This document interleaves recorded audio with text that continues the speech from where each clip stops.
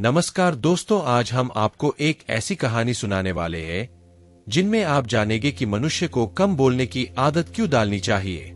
हरीश की एक पत्नी थी जो बहुत बोलती थी और वह उसके ज्यादा बोलने से बहुत परेशान था। हरीश को पता चला कि जंगल में एक महात्मा आए हुए हैं। वह अपनी पत्नी को उनके पास लेकर जाता है और कहता है कि मुनिवर, कृपा करके आप इसे समझाइए, यह बहुत बोलती है। मेरे माना करने के बाद भी इसका दिन भर इसका मुंह चलता ही रहता है। मैं इसे कितना समझता हूँ कि कम बोलाकर चुप रहना सीख, लेकिन नहीं, और हर बार इसकी वजह से लड़ाई होती है। महात्मा मुस्कुराए और बोले, मैं तुम्हें इस बात को एक कहानी की मदद से समझता हूँ। मेरा गुरु का एक शिष्य था जो बहुत बोलता था। वह हर समय इधर उधर की बातें करता था और कभी शांत नहीं रहता था। जब वह दान लेने के लिए जाता तो हर घर से एक नई कहानी लेकर आता और आश्रम के दूसरे शिष्यों को सुनाता और एक शिष्य की दूसरे से बुराई करता, चुगली और दूसरों के सामने अच्छा बनने का प्रयास करता और खुद के मुंह की तारीफ करता रहता और हमेशा खुद को गुरु के सामने सबसे बुद्धिमान और उत्तम साबित करने का प्रयास करता। वह खुद को सभी शिष्य से बड़ा मानता था। उसका कहना था कि मैं एक अमीर घर का बालक, अगर मैं चाहता तो एक आरामदायक और सुविधाओं से भरा जीवन जी सकता, लेकिन वह सब छोड़कर यहाँ आ गया क्योंकि मुझे खोज करना, खुद को जानना है, जीवन को जानना है। एक दिन गुरु ने आश्रम के सभी शिष्यों को बुलाकर कहा, आप सभी को अगले 1 महीने के लिए कोई ना कोई संकल्प लेना होगा। इससे आपकी संकल्प शक्ति मजबूत होगी और आप में आत्मशक्ति का संचार होगा। आप सभी अपने सामर्थ्य के अनुसार कोई भी संकल्प ले सकते हैं और यदि 1 महीने से पूर्व आप में से जिसका भी संकल्प टूट जाएगा तो वह अपनी पुरानी दिनचर्या में वापस आ सकता है। सभी शिष्यों ने अपनी शक्ति के अनुसार संकल्प लिए और गुरु को अपने संकल्प के बारे में बताकर वहां से चले गए। लेकिन वह शिष्य जो खुद सबसे अलग दिखाना चाहता था, वह सीधे गुरु की कुटिया में पहुंच गया और बोला, मैं कोई छोटा मोटा संकल्प नहीं लेना चाहता, बल्कि खुद की ही जैसे एक और महान संकल्प लेना चाहता हूँ। कृपया आप ही बताएं मुझे क्या संकल्प लेना चाहिए। उसकी यह बात सुनकर गुरु मुस्कुराए बोले, क्या तुम मेरे द्वारा दिए संकल्प को पूरा कर पाओगे? क्या तुम्हारे लिए उसे पूरा करना संभव होगा? शायद नहीं। वह तुम्हारे लिए संभव नहीं। तुम उसे पूरा नहीं कर पाओगे, इसीलिए तुम खुद ही कोई संकल्प ढूंढो। शिष्य ने कहा, आप जो भी संकल्प मुझे देंगे मैं जरूर उसे पूरा करूंगा। गुरु ने कहा, ठीक है, तो तुम अगले 1 महीने तक चुप रहो, मुंह से एक भी शब्द भी नहीं निकलोगे। यही है तुम्हारा संकल्प। शिष्य ने कहा, गुरुदेव, यह भी कोई संकल्प है? यह तो बहुत ही आसान है। आप कोई संकल्प दीजिए जो मेरी योग्यता के बराबर हो। गुरु ने कहा, पहले तो तुम इस संकल्प को तो पूरा करके दिखाओ। शिष्य ने गुरु की बात मान ली और वह उसी समय चुप हो गया और पलटकर कुटिया से बाहर चला गया।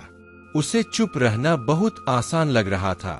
उसने एक दिन तो जैसे तैसे चुप रहकर काट लिया, लेकिन दूसरे दिन से उसके मन में ना बोलने का बोझ बढ़ाने लगा और तीसरे दिन उसे भारीपन महसूस होने लगा और चौथे दिन उसके अंदर एक अजीब सी बेचैनी होने लगी, क्योंकि आसपास आश्रम के सभी शिष्य एक दूसरे से बातें कर रहे थे। वह भी अपना पक्ष उनके सामने रखना चाहता था, हूं की बोलती बंद कर देना चाहता था, लेकिन उसका संकल्प उसके आगे आ रहा था, इसीलिए वह पूरे दिन सिर्फ और आंखें बनाता। इसी तरीके से कुछ दिन और बीते और वह शिष्य बीमार पड़ गया। उसका सर फटा जा रहा, उसका खाने पीने तक मन नहीं करता था, वह सिर्फ बोलना चाहता था। वह गुरु के पास गया और उनके सामने बैठकर लिखकर उन्हें बताया, गुरुदेव, मैं बोलना चाहता हूँ, बिना बोले मुझे सांस नहीं आ रही है, मेरा दम घुटता जा रहा है, मैं अंदर ही अंदर पागल हुआ जा रहा हूँ, मैं क्या करूँ? संकल्प तोड़ दूं क्या? यह पढ़कर गुरु मुस्कुराए और बोले, मैं संकल्प के लिए नहीं होते, लेकिन जो अपने संकल्प को पूरा कर लेते वह अपनी आंतरिक शक्ति को बढ़ता है और जो अपनी आंतरिक शक्ति को बढ़ा लेता है वह समाज और जागृति की राह पर आगे बढ़ जाता है। संकल्प का लेना भी तुम्हारे हाथ में था और इसे तोड़ना भी तुम्हारे हाथ में है। तुम्हारे बहुत से भाई अपने संकल्प को तोड़कर अपनी पुरानी दिनचर्या पर वापस आ चुके हैं। अगर तुमसे नहीं हो पा रहा तो तुम भी संकल्प तोड़कर अपनी पुरानी दिनचर्या पर वापस जा सकते हो। लेकिन याद रहे, अगर आज तुम इस छोटे से संकल्प को नहीं संभाल पा रहे तो तुम अपनी बाकी की पूरी जिंदगी को कैसे संभाल सकोगे? बाकी फैसला पूरी तरह से तुम्हारे हाथों में है। गुरु की यह बात उसे शिष्य के दिल में चोट कर गए। वो बिना कुछ बोले वहां से वापस चला गया और खुद को अपनी कुटिया में बंद कर वह केवल अपने जरूरी कामों के लिए ही कुटिया से बाहर निकलता। बाकी सारे समय कुटिया के अंदर ही बैठा रहा। 15 दिन बीत चुके थे और आश्रम के लगभग सभी शिष्यों का संकल्प अब तक टूट चुका था, लेकिन उसका संकल्प अभी भी जारी था। संकल्प लेने के बाद से अब तक उसने एक शब्द भी नहीं बोला। सारा आश्रम हैरान था कि इतना बोलने वाला इंसान चुप कैसे हो। 15 दिन बीतने के बाद वह दोबारा अपने ने गुरु के पास गया और लिखकर बताया है, गुरुदेव, मैं बाहर से तो चुप हूं लेकिन मेरे भीतर बहुत सी आवाज है, बहुत सी चीख पुकार और शिकायतें हैं। अंदर ही अंदर बात करता रहता हूं। मेरा मन तरह तरह के प्रश्न पूछता है। मैं बाहर से जितना मोर भीतर से उतने ही शोर शराबे से भरा। क्या इस तरह संकल्प अभी भी है? गुरु ने कहा, हाँ, तुम्हारा संकल्प अभी भी जारी है, लेकिन जब तक लोगों की यह आवाज तुम्हारे कानों में पड़ती रही तुम्हारा मन बोलना रहेगा, क्योंकि इसे तो आदत है। तुम भले ही बाहर से चुप रहो लेकिन तुम अंदर ही अंदर बोलते रहोगे। तुम्हें इन बातों से, इन आवाजों से दूर जाना चाहिए। शिष्य गुरु को प्रणाम कर वहां से चला जाता है और सुबह होते ही अपनी कुटिया को छोड़ जंगल की तरफ चला जाता है। कई दिन बीत जाते हैं, संकल्प का समय भी पूरा हो जाता है, लेकिन शिष्य लौट कर नहीं आया। आश्रम में सभी को डर था कि कहीं जंगली जानवर ने उसे खाना लिया हो। इस बीच ढूंढने की बहुत कोशिश की गई, लेकिन वह कहीं नहीं मिला। गुरु भाइयों ने मान लिया था कि जंगली जानवरों ने उसे अपना शिकार बना लिया है, लेकिन गुरु को ऐसा नहीं। एक दिन आश्रम का एक अन्य शिष्य गुरु के पास आया और बोला, गुरुदेव, हमारे उसे अधिक बोलने वाले भाई के साथ क्या हुआ होगा? क्या जानवर उसे मार दिया होगा? गुरु ने कहा, हो सकता है कि जानवरों ने उसे अपना शिकार बना लिया हो, लेकिन उसके न लौटने की एक दूसरी वजह भी हो। शायद उसे वह मिल गया है जिसके लिए वह गया था। फिर शिष्य ने पूछा, गुरु, इतना हानिकारक होता है? गुरु ने बोला, कहा, इंसान के जीवन के बहुत सारे दुखों में से एक दुख भी कि वह कभी चुप नहीं रह सकता, हमेशा कुछ ना कुछ बोलना ही रहता है। सिर्फ हमारे बोलने के कारण हमारे आधे से ज्यादा दुख पैदा होते हैं। हम में से कोई भी चुप नहीं रहना, हम बस सामने वाले को सुना देना चाहते हैं। जो भी हमारे मन में है सब निकाल कर उसके मन में बैठा देना चाहते हैं। उसे समझा देना चाहते हैं कि देख, तू गलत है और मैं सही। इस तरीके से सुनने और सुनने का यह कम जिंदगी भर चला रहता है, लेकिन ना समझ में हम अपना समय, अपना जीवन, अपनी समझ और सबसे महत्वपूर्ण और कीमती पल जो जिया जा सकते हैं, जिनको अनुभव किया जा सकता है, जिनमें आनंद को प्राप्त किया जा सकता है, यह सब खो देते हैं। लेकिन इसके बदले हमें मिलता क्या है? कुछ सब व्यर्थ और बर्बाद हो जाता है। शिष्य ने पूछा, तो फिर इसका समाधान क्या है? गुरु ने कहा, पूरी जागरूकता के साथ अपने विचारों को देखना यही एकमात्र तरीका है। सारी मानसिक समस्याओं का वर्तमान में रहकर चिंतन करना, पूरी जागरूकता के साथ अपना काम करना जिंदगी में चमत्कारिक बदलाव ला देता है।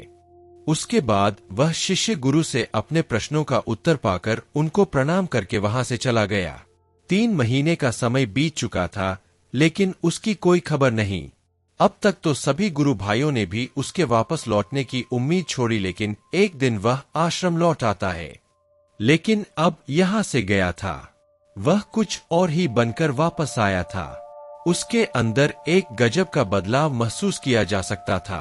उसके चेहरे पर एक गजब का ठहराव और आंखों में बनी शांति थी। आश्रम में आते ही सभी गुरु भाइयों ने उसे चारों तरफ से घेर लिया और बातें करने लग गए। वह भी अपने गुरु भाइयों से बातें करने लगा। उससे बात करने वाले सभी ने यह अनुभव किया कि अब वह पहले जैसा उतावला और बातूनी नहीं रह गया था। उसके मुंह से एक एक शब्द बहुत ही सुलझे हुए और मधुरता के साथ निकल रहे थे। थोड़ी देर तक गुरु भाइयों से बात करने के बाद वह सीधा गुरु की तरफ चला गया। उसने गुरु के चरण छुए और कहा, गुरुदेव, क्या मैं अब भी मौन हूं? क्या अब भी मेरा संकल्प जारी है? गुरु ने कुछ देर तक शिष्य की आंखों में बड़े ध्यान से देखा और कहा, हाँ, तुम अब भी मौन हो। तुम्हारे मुंह से एक भी शब्द निकाल नहीं रहा और तुम्हारा संकल्प अभी भी जारी है। शिष्य ने कहा, गुरुदेव, जब मैं आश्रम से गया तुम मुंह से तो चुप था, लेकिन मेरे अंदर बहुत सी आवाजें थी।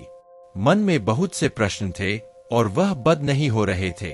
तो मैं जंगल में चला गया इस उम्मीद से कि वहां मुझे शांति मिलेगी और मेरे मन की बक बक कम हो जाएगी। लेकिन मैं जितना एकांत में जाता गया, मेरे अंदर की आवाज उतनी ही तेज होती गई। मेरे भीतर की पुरानी से पुरानी आवाज मुझे सुनाई देने लगी। तब जाकर मैंने महसूस किया कि कितना गलत कर रहा था।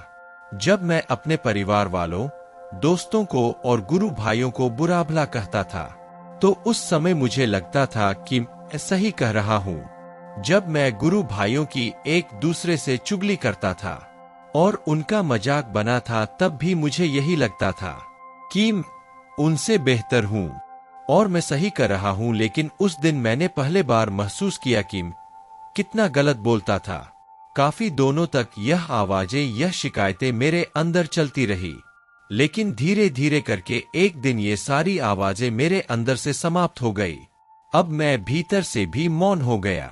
उस घने जंगल में बाहर से कोई बोलने वाला था नहीं और भीतर कोई आवाज बची ही नहीं थी। और मैं उस दिन पहले ही बार मौन का सही अर्थ समझा। मेरे चारों तरफ बहुत शांति थी। हालांकि अभी भी कुछ आवाज आ रही थी जो पहले भी आई थी, लेकिन मैं उन्हें सुन नहीं पाता था। पर अब वह सभी आवाज मुझे स्पष्ट रूप से सुने दे रही थी।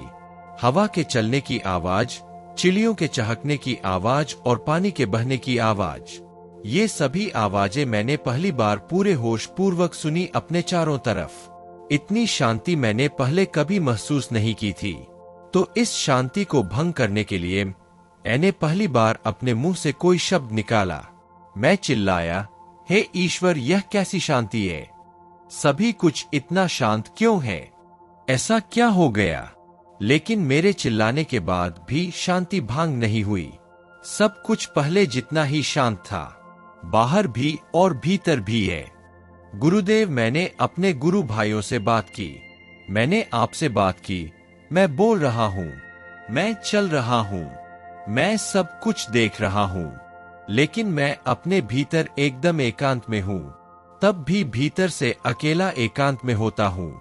जब मैं खुद में भी शोर करना चाहता हूँ, तब भी एकांत में ही होता हूँ।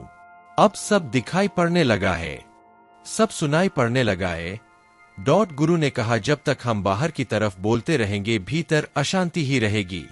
लेकिन दिन हम भीतर की तरफ मुड़ जाएंगे, तब हमारे मुंह से कुछ भी निकलेगा, हम शांत ही रहेंगे।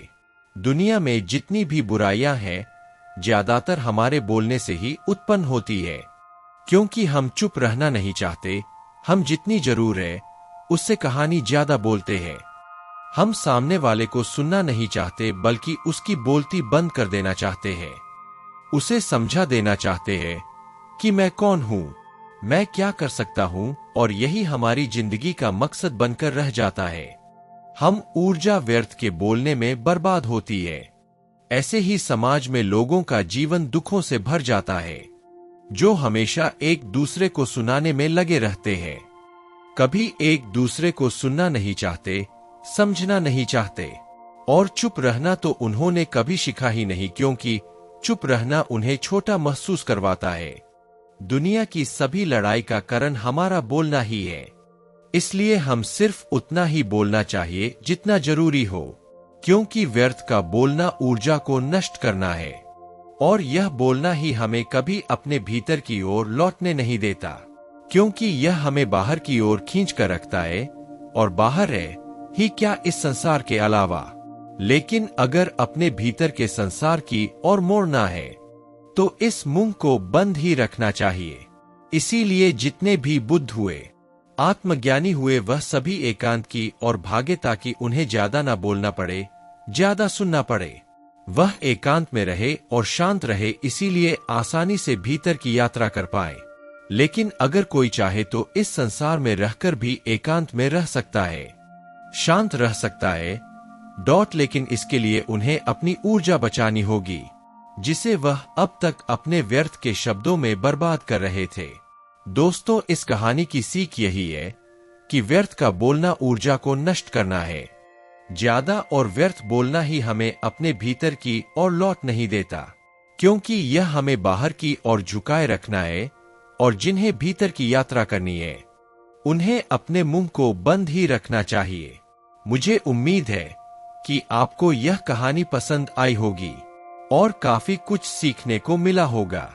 कहानी के बारे में अपने विचार आप हमें नीचे कमेंट बॉक्स में कमेंट करके बता सकते हैं।